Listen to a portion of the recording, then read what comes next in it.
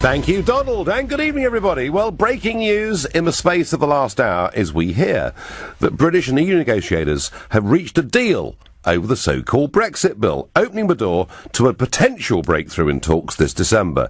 This comes from the Daily Telegraph, and they say that sources on both sides have confirmed that the agreement in principle has been reached. Remember, the EU was demanding 60 billion euros as our financial settlement, and all of this ahead of a lunchtime meeting that takes place in Brussels next Monday between Theresa May and Jean-Claude Juncker.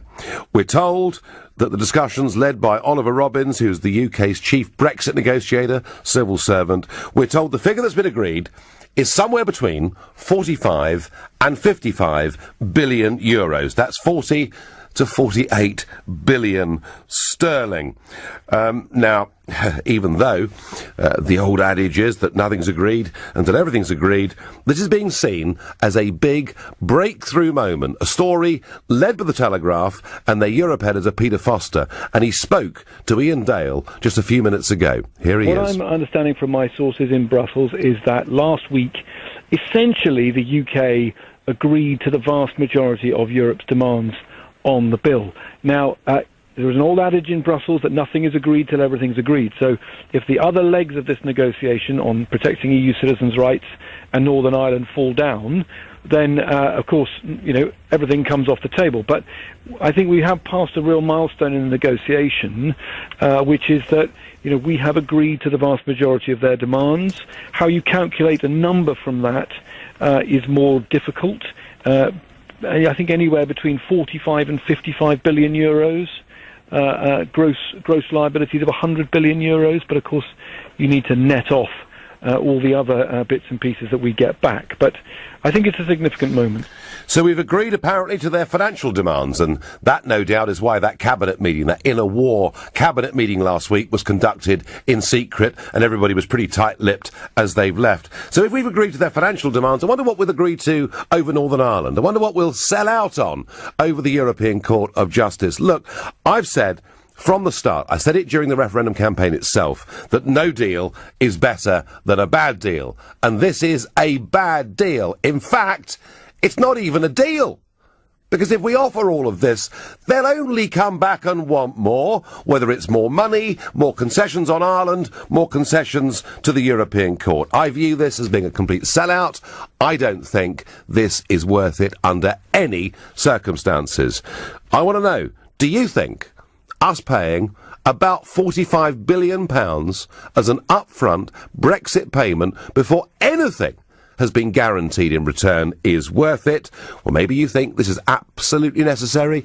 We have to do this to get trade talks moving. If that's how you feel, call me on 0345 6060 973.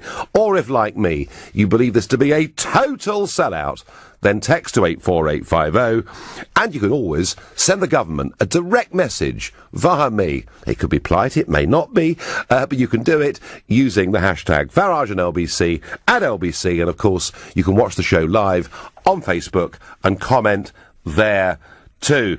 Now, I was speculating last week, because I said that the last time we saw figures on this, we saw an opinion poll that said that 63% of people thought that 20 billion sterling as a parting shot was too much money.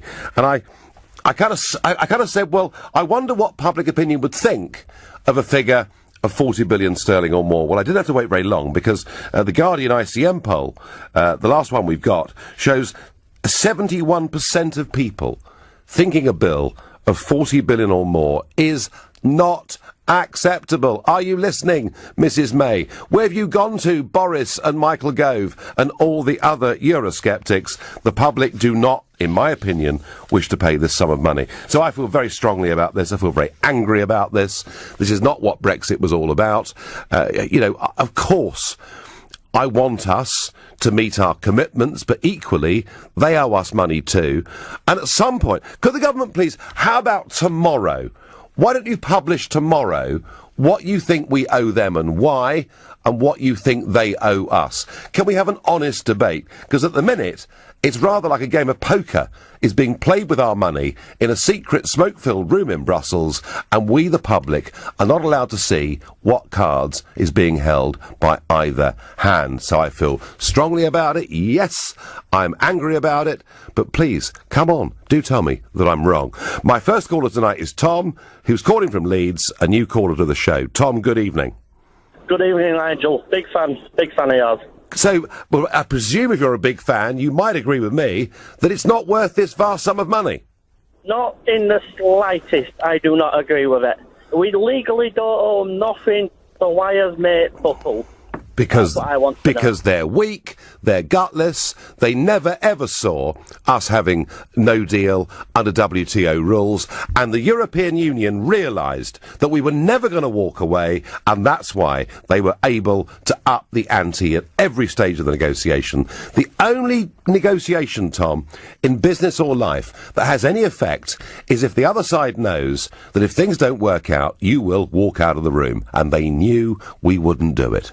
And I totally agree. And once again, they need them. There's a lot more than Europe out there. Barnier and Juncker do not care about us. They really don't. If you cancel a direct debit, whether your subscription, you don't pay it out, do you? No. That's the way I see it. No. Well, Tom, I've always tried to be sweet reason on this. I really have. You know, I've always said we've got spending commitments out to the end of 2020. We should honour those as we entered into them as part of a 7-year spending programme. But equally, Tom, I've always argued they owe us money too. You know, our money in the European Investment Bank, our stake in the assets. I view this, Tom, as a complete Tory sellout. Do you agree?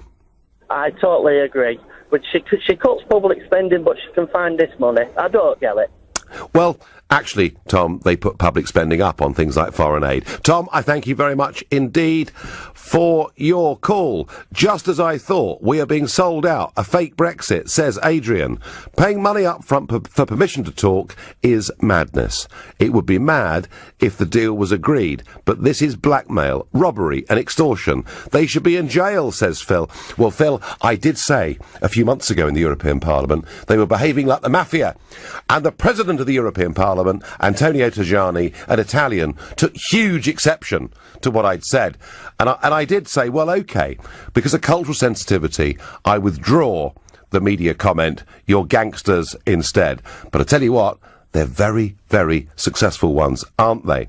May is a total embarrassment to the British people, says Anne on Twitter. We should pay them in vouchers, says Jason from West Wickham. Robert is a new caller from Sittingbourne in Kent. Good evening, Robert. Is this price something we have to pay, or is it simply too much? Good evening, Nigel. Well, I don't think we should do anything, to be honest. My point was, you're very expert on finances and some things like that.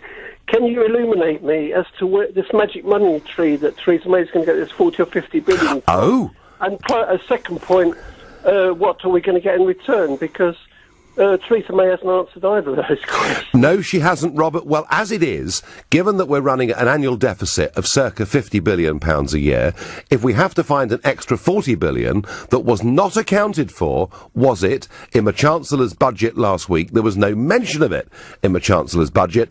There was just an extra £3 billion to pay for more border staff, etc. I can only presume, Robert, we will have to borrow it and pay interest on it back over the next 20 or 30 years. What will we get in return? My view is if you show weakness to these people, they come back and ask for more. My guess is we'll get more demands over Ireland, we'll get more demands over the role of the European Court of Justice and their say on the rights of EU citizens living in the United Kingdom. And it would appear, if the Telegraph story is right, it would appear that there's nothing guaranteed in return. And Robert, let me tell you, even if we were guaranteed a free trade deal in return, I would still be saying it is not worth £45 billion. The cost on UK products of tariffs into the European market is about £7 billion every year. And if, Robert, we get on top of a whopping bill more demands on Ireland, more power for the European Court of Justice. If we're then told we're going to be trapped for 2 years or more in a transition period, during which time all new European law will apply to us as well, frankly, we'll be worse off than if we'd stayed in as a full member. We may legally be headed in the right direction. We may legally leave the European Union on March 29th, 2019, but we're no further forward, Robert. That's what I think. I quite agree. I think I regard them as the EU mafiosi, and this is like a blackmail demand. And if we give in to this, and can I just make one other point, quick, Nigel? I know you've got a lot of callers. What these Remainers failed to realise, if we have another referendum, we decide to stay in the EU after all, we'll be treated like a doormat by the EU mafia. They'll force us into Euro. They can do what they like to us. Well, I think that we're totally weak. To be honest, Robert, we're being treated like a doormat now because they knew that Theresa May was never, ever going to walk away. I do think, Robert, the prospects on a second referendum on EU membership are very remote, and that is because public opinion has firmed up behind Brexit in a very big way. But I think the gap between the governors and the governed is now huge. Robert, I thank you. Peter on Facebook says, why are we doing this anyway? It's harmful to the country. It's harmful to our children. Stop this Brexit nonsense now. Peter, can you imagine what they do to us? If we went back and said we want to rejoin, we would have to join the Euro. Mr. Juncker made that clear in his State of the Union speech, and we would have to subscribe to the European Army. Peter on Facebook, are you seriously suggesting that the British public would want us to do those two things? I don't think so. Magda says, I think we have paid for the EU Army, and we are being made to think that it's an outpayment. Magda thinking this money will be used for the EU Army. Well, one never knows quite where and how the money gets spent. Least of all, the European Union themselves, who've had a bit of trouble with the auditors for the last 20 years in a row. Please tell me I'm wrong. Tell me it's worth every bean of the 45 billion that the Daily Telegraph say we have agreed in principle to pay as our divorce bill in return for absolutely zip. The Daily Telegraph's Peter Foster breaks a story that says he has good sources on both sides, saying that last week we agreed to the Brexit bill and it's going to be around about a cool 45 billion pounds. And if you're driving, just be careful and keep hold of the steering wheel, because it is an astonishing figure, and it is one that will be supported by fewer than 10% of the British population. In return for it, we get virtually nothing. Sang says on Facebook, so guessing we're not getting the 350 million to the NHS then. Doesn't look like it under this Prime Minister, does it? I'm a 19-year-old university student and a Leave voter, and I'm outraged that we are even paying a penny piece, let alone up to 55 billion euros. The government have totally sold out, and the May-Davis position now looks untenable. It would be much better to leave without a deal. Well, it would be better to leave without a deal than to have a very, very bad deal. And even if all the other pieces of the jigsaw came into place, my contention is this sum of money simply is not worth it, even if we were guaranteed tariff-free access, which we're not under these current arrangements. If you agree, you disagree, call me on 0345 6060 973, text to 84850, tweet using the hashtag Farage and LBC at LBC. Watch us on Facebook and comment there too. I'm going to Paris to Matthew, who's my next caller. Good evening, Matthew. Bonsoir. Bonsoir. So I bet in the Elysee Palace tonight they go, whoa, come on, the Brits are paying up. They're all worried about us. But no, basically, I mean, it's going to be worth it. We've got to get to those trade deals so we can see what they're willing to put on the table, what sort of trade deal. But I mean, I see it from your side. I think once we get we start talking the trade, we'll see what sort of trade deal they want to give us, what sort of free trade, how long they're going to be the transition arrangement for the frictionless trade. But then it's going to be Parliament what's going to decide if it's a good or a bad deal, and we've got to get to that point. And it could be, and Matthew, it could be the European Parliament too, because don't forget, at the end of this process, the European Parliament have a power of veto. So, Matthew, you're of the view, and I think there have been a growing number of people who've been saying, look, OK, if we have to pay something just to get rid of them, just to get it done, then it's worth it. But there is a question, Matthew, of, let's just say, and it's not the case, but because there's no guarantee, but let's just say we were guaranteed tariff-free access to the European single market. Would that, in your view, be worth 45 billion sterling? Well, yeah, I mean, if we get the tariff-free, frictionless trade, and we get the control of immigration, what everyone wants, basically, we're going to be better off than we are now. So, I mean, that 45 billion could be sort of like, it would have been what we would have been paying maybe for 10 years. And after 10 years, we will be in the position that we'll be better off. But at the same time, it's all the point when we start doing those trade deals with the rest of the world. Okay. No, you're being pragmatic about it. You're saying, look, we pay a bill and it's job done. And a lot of people would take that view, Matthew, but is 45 billion worth it? That's the question. Yeah, but I mean, what it is, we've got to see what deal they give us, and then if it's not good enough, what I think what's going to happen is that they're not going to give us a good deal, and I think it's possibly not going to be worth it. But at least we've then seen all their cards, and then what Luke said a couple of weeks ago, we could actually then revoke the Article 50. We won't pay them a penny. And then we do it. Well, that's obvious. No, that is possible. That is possible down the road. But don't you think, Matthew, that right at this moment in time, it's the EU that appear to have the whip hand, and it's the British government that look very weak indeed? Well, I mean, they was blackmailed by the DUP, and they're trying to be blackmailed by the EU. But basically, it's the end result what we're after, and it's going to take time. We're not ready to leave March 2019. So if we don't get the right deal, it'll be refused by Parliament. And we'll then revoke. All right, no, Matthew, fine. No, Matthew's made the argument that it may be a, thumping sum of money, but if it solves all the other problems, it may be worth it. Absolutely disgraceful. She has no right to spend our money like this. We want out now and a new Prime Minister, I get, anonymously. We've been sold down the river, Nigel. I'm so disappointed. I knew what I was voting for when I voted Leave. I don't appreciate being told that I am thick. A lot of people feel like this. And on Twitter, I get, you should be blooming ashamed of yourself for the mess you have created. Thank you, Niall. Listen, matey, I haven't agreed to 45 billion. I would never have agreed to 45 billion. I did, by the way, volunteer to try and help the government with their negotiations. I can see now why they would never, ever, ever would have wanted me. Paul says on Twitter, just walk away. It's ridiculous if it's true. Well, we do have to caveat if it's true. But Peter Foster, from the Daily Telegraph, has really stuck his neck out on this one. And do you know what?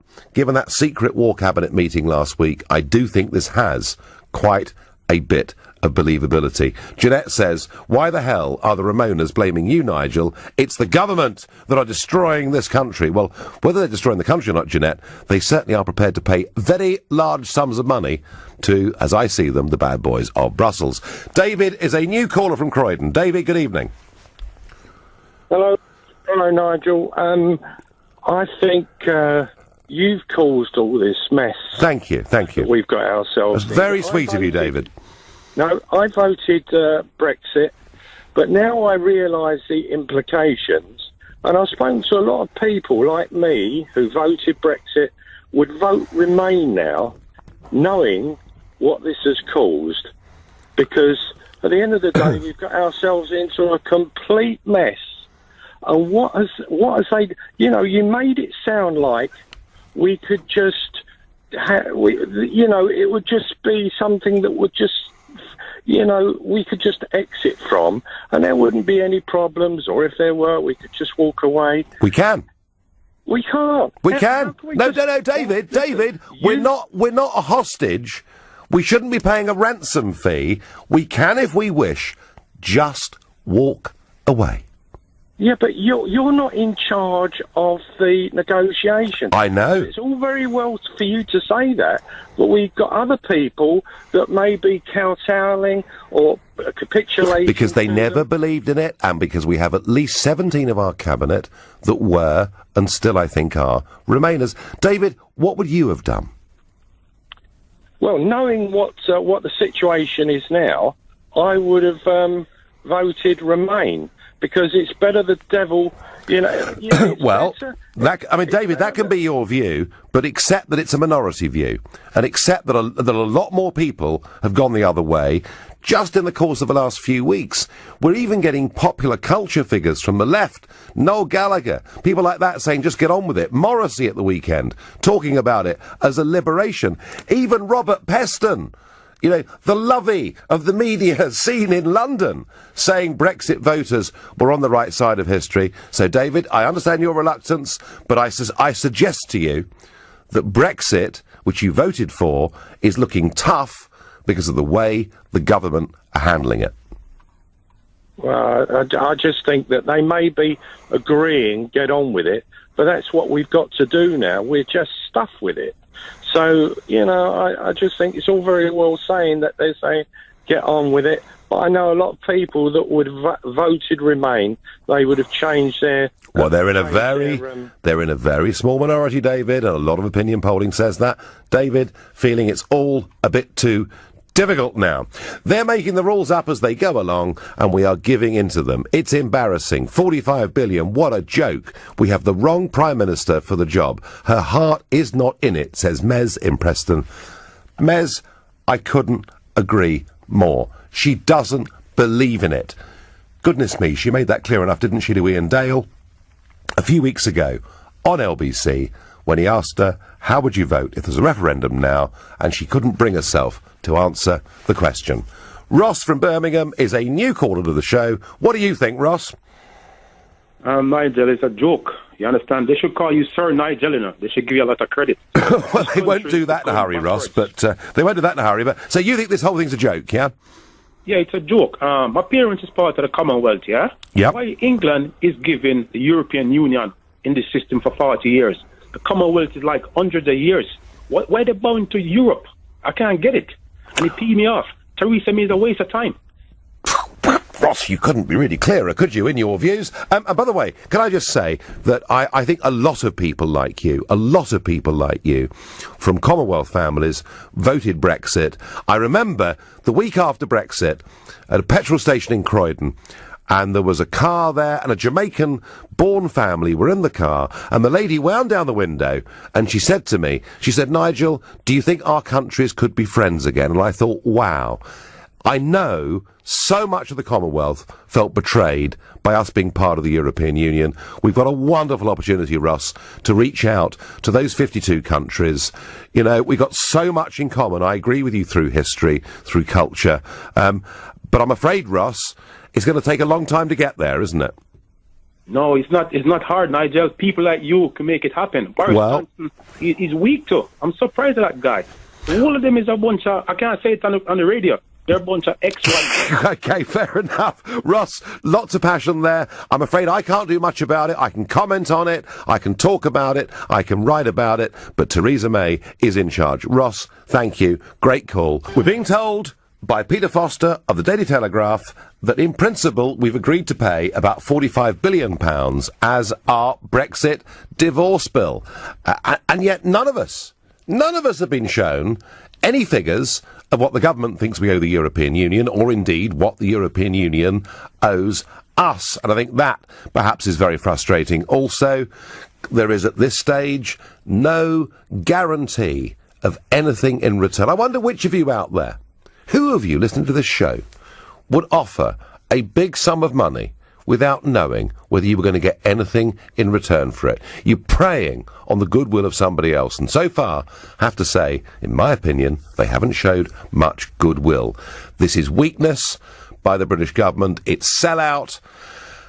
And it's also a reluctance. They were never, ever going to walk away from this negotiating table, and yet they could have done. Caroline on Facebook says she's committed to this huge payment without even having a deal yet. Bonkers. And that's how I feel.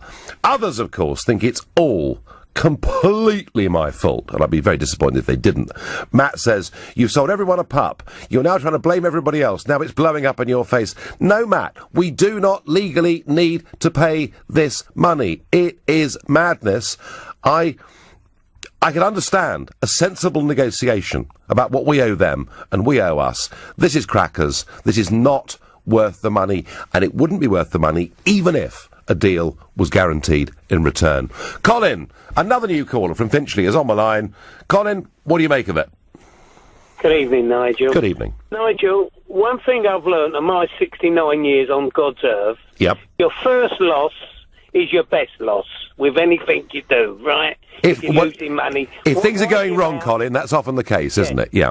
Yeah, it's wipe your mouth and start again and see what happens. You see, what's going on here now is that it's all right giving them the money, but you want to know what you're getting in return. If you invest any of your money, you want a return for your money. Yep. Now, if we're not going to get a return on our money, well, we're better off we walk and wait until they get pressure from the business people in Europe. And believe you me, they'll get it, because Mercedes are not going to walk away from us.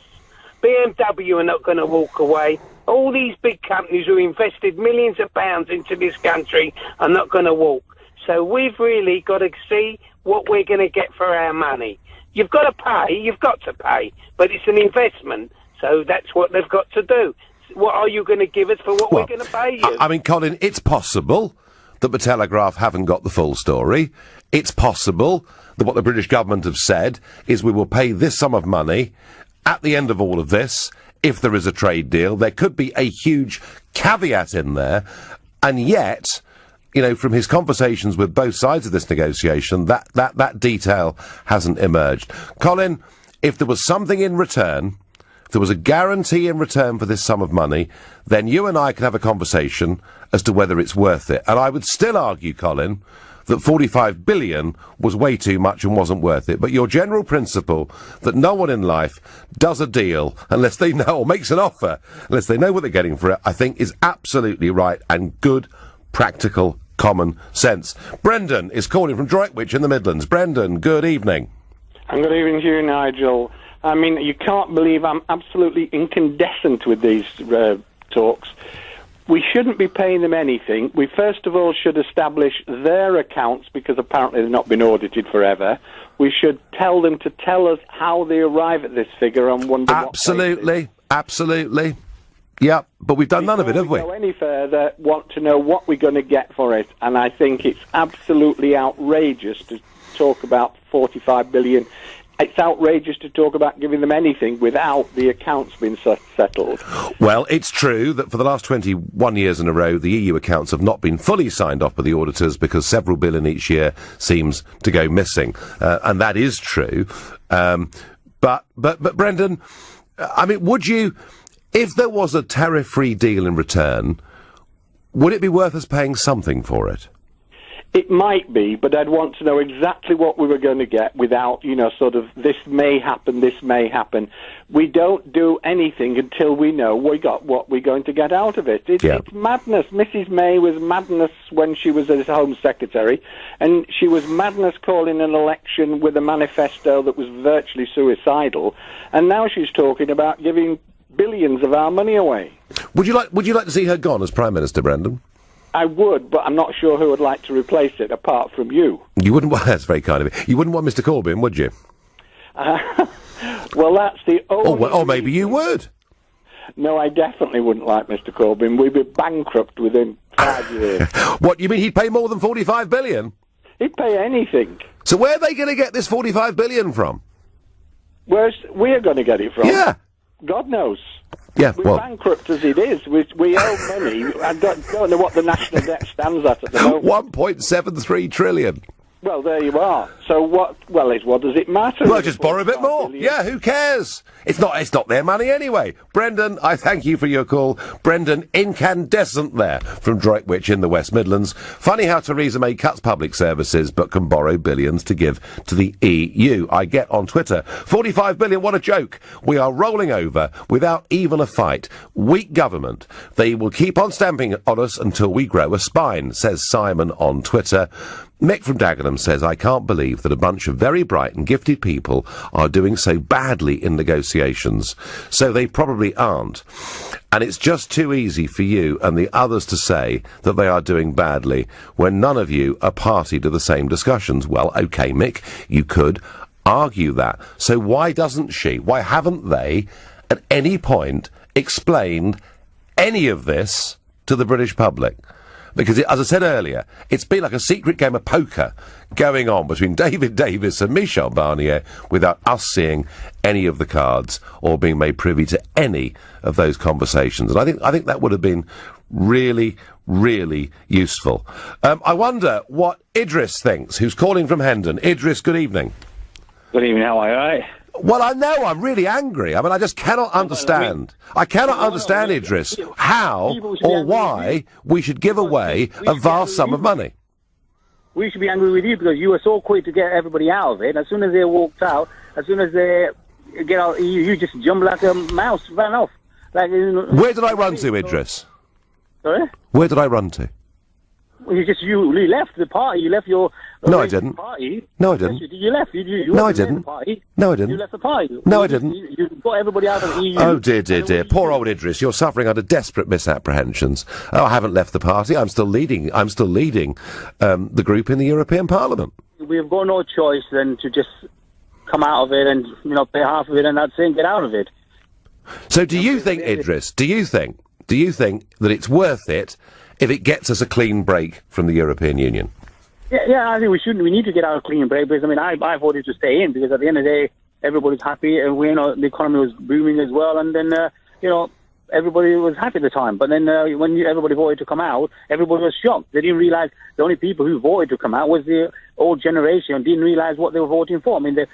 People like yourself never actually explained it to anybody regarding about... Idris, they knew exactly what they were voting for. They were voting to take back control of our country, our lives, our borders, our fishing grounds. They were voting not to go on giving large sums of money to the European Union.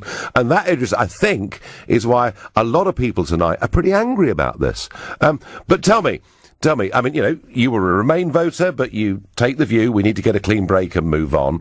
What sum of money do you think would be worth it? You know what? For me, I just walk out of it and that's it. That's what I would do. Would you? Right, Idris, thank you. Isn't it interesting that we get people who voted Brexit who are now a little bit worried about it, and we get people who voted Remain who are even more hardline than me. But actually, I think we have reached the point where maybe walking away is the right thing. I'm a 34-year-old Brexiteer and one of your biggest fans. I've heard of our selfishness, which I fully understand, but can I ask, what will Europe do with our money? Will it sustain smaller EU countries that have depended upon us, says Neil in Littlehampton. Well, I very much doubt, Neil, we will know where any of this money goes. I tell you what I think this is really all about, right?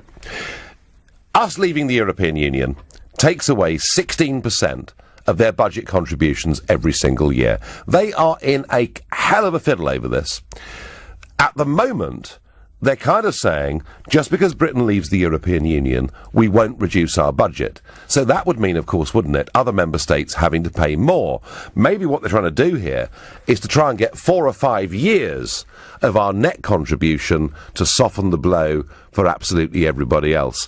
I can't think why they're as arrogant as this. If you have a company that has an annual marketing budget and your income next year is 30% lower than it was this year, you may have to cut your marketing budget. You may have to cut your, entertaining budget. You may even have to cut your staff. You have to cut your cloth, accordingly to fit you. The European Union seem to have no intention of doing that. Telegraph reveal that it's been agreed. we're going to pay £45 billion to leave the European Union, and I'm asking you whether you think it's worth it. I don't, particularly as there's no deal of any kind guaranteed in return. And breaking news, North Korea has launched a ballistic missile, according to reports. South Korea's military has said the missile was fired from an area north of Pyongyang early on Wednesday local time. The Yonhap news agency reported South Korea's Joint Chiefs of Staff saying that it and US authorities are analysing the trajectory. A US official also said that the launch had taken place. And you can keep across this story with LBC, and Donald Trump will be doing a press conference in 15 to 20 minutes' time. Back to 45 billion. Jamie on Twitter feels very strongly about this. He says we should pay the EU absolutely nothing because on June the 23rd we voted a breakaway. We shouldn't be considering any payment whatsoever. Question. If the EU in the second stage offer a lousy trade deal, can the 50 billion euros be taken off the table? The figure is absolutely mind-blowing, says Tommy. Well, you'd have thought so, Tommy. Given the weakness of our leaders, I have absolutely no idea at all. I wonder what Jenny, a new caller from Stamford in Lincolnshire, thinks. Jenny, good evening. Good evening, Nigel. I have got 2 points to make, which I feel very strongly about. I've been going and living in France for the past 30 years. Uh-huh. I do get first-hand how the French feels about the British. And I generally get we don't like the Brits at all because they think that we think we're better than them. Yeah? What do you mean? Sorry, Jenny, you're saying the French think we're arrogant? Yes, very much so. And I ask because obviously I live in England, I go to France, I've got 2 sisters there who are married to French, and I do ask their friends, family, colleagues, and they say they think we're arrogant, or sometimes I get because they killed Joan of Arc, which is not even true. Hang on, that's not true, is it? It's not, because it was sold by the French priests, was sold to British, but that's a different story. Right. I mean, Jenny, we love a bit of historical context, but back to Joan of Arc, wow. Yes, yeah. Well, that's what that's the reason they give us. The point that I wanted to make is Theresa May is so focused on what EU thinks about her instead of thinking what her nation thinks about her. She's focused more on what to do best for them than she thinks what should be best for us here. What, to be popular on the international stage, yeah? So I don't agree that. I don't think we should pay a penny whatsoever because the French sees us. I know, like I said, I live there. I've got family. I go 2 or 3 times a year. I'm actually bilingual. I speak fluent French as well. So I do kind of mingle a lot when I go across. And they should not receive a penny at all. No, well, Jenny, it's a very strong point of view, and it's one that is held by many people. I was amused by your comment about the French thinking we're arrogant. If anybody out there in Britain or France wants lessons in arrogance, I understand after Brexit, Monsieur Barnier is opening up an arrogant school because, goodness me, he just about takes the biscuit. Jenny, I thank you. Will from Evesham, who's a regular caller to the show and a Remain supporter. So, Will, how do you feel about 45 billion? Yeah, I think the disingenuity here, Nigel, happened during the referendum. I didn't hear anybody talking about the leaving bill. Quite. We are leaving a social club. This isn't a sports club. Oh, by the way, I'm going to cancel my membership. I'm going to lose this. This is a significant relationship. Long-term investment. Britain's benefited massively from inward investment from the EU into our... but it was our money, wasn't it?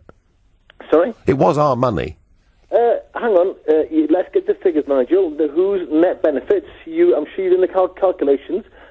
Britain is a net benefactor from the EU. No, Will. No, Will, please. Hang on. Please. No, come on. Look, we can argue about numbers, and you can argue about money that came to rich landowners, or to universities, or to regional aid, but we've been a net contributor every single year since 1973. I'm talking about specific investment in areas like Cornwall, in Wales. Yeah, we're identified as focus areas. Britain has benefited massively from EU investment, and the idea, but that was never discussed in the referendum. Well, let's agree to disagree on that, right? Because I'm saying we've been a net contributor since 1973, and you look at certain areas that have received money. But you're quite right. Nobody in the referendum discussed the divorce bill. David Cameron didn't discuss a divorce bill, and Boris certainly didn't discuss a divorce bill, because everyone knew that under Article 50 we had no legal obligation whatsoever to pay a penny piece. And Will, I've argued, as you know, you listen to this show, you engage in this show, I've argued we should meet any commitments that we'd said, we were going to be responsible for, which is spending up until the end of 2020, but in return they owe us some money. What frustrates me, Will, is I've not seen from Barnier or from David Davis or Mrs May, nobody has attempted to explain any figures to us, have they? Well, hang on. If we're talking about figures, all right, I remember you during a referendum, you talked about Project Fear. That was a phrase that dropped off your lips every other day. Project Fear. Housing prices to collapse, foreign direct investment to decline, us to be left out in the cold. Yeah, there was plenty of it.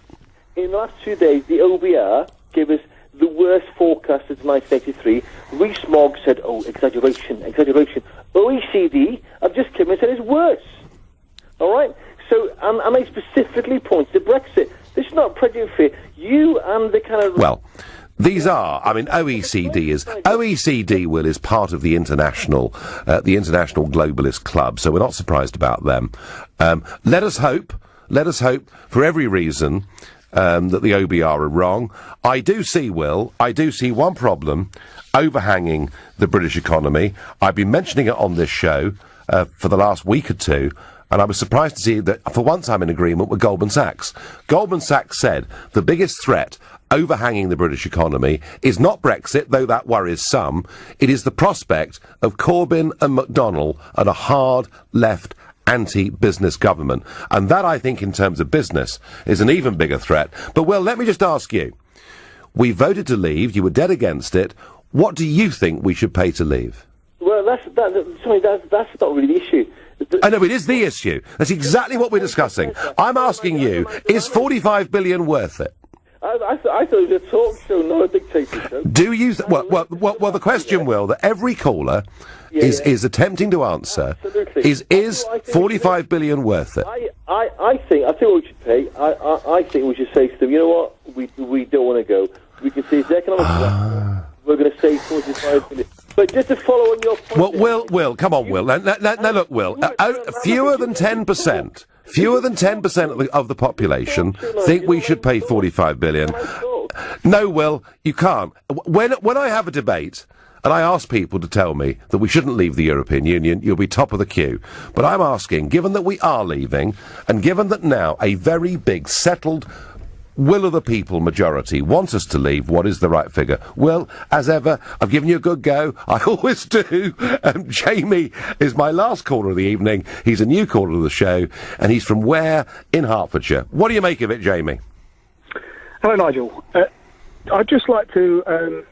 this might be wishful thinking on my part, but I wonder if, in actual fact, what we've seen is the very beginning or the first step of no deal. And the reason that we've offered this money is because we're well aware that we'll never have to pay it. I think politically, Theresa May is in a very difficult position. First, she has to be able to hear what the other side are actually offering in terms of the Irish border, and particularly in terms of trade. But I wonder if in the negotiations that have taken place so far, they realise that the Europeans are being so unreasonable that a deal that will satisfy them can never be struck. And the only way she can justify walking away from the negotiations is by allowing the Europeans to demonstrate to everybody just how unreasonable they're being. Well, Jamie, I love that line of argument, and I absolutely hope and pray that you're right. But, Jamie, the trouble is, she did it in Florence. She offered 20 billion. She thought she was being generous. They said it's not good enough. Now she's offering 45. So, Jamie, it's a great thought. You know, be reasonable, show how wholly unreasonable they are, but hey, we've been playing that game for a long time already. Jamie, I thank you. I thank all of you for taking part in this. I think it's an outrageous sum of money. We shouldn't be paying it, even if there was a deal guaranteed, which there is not.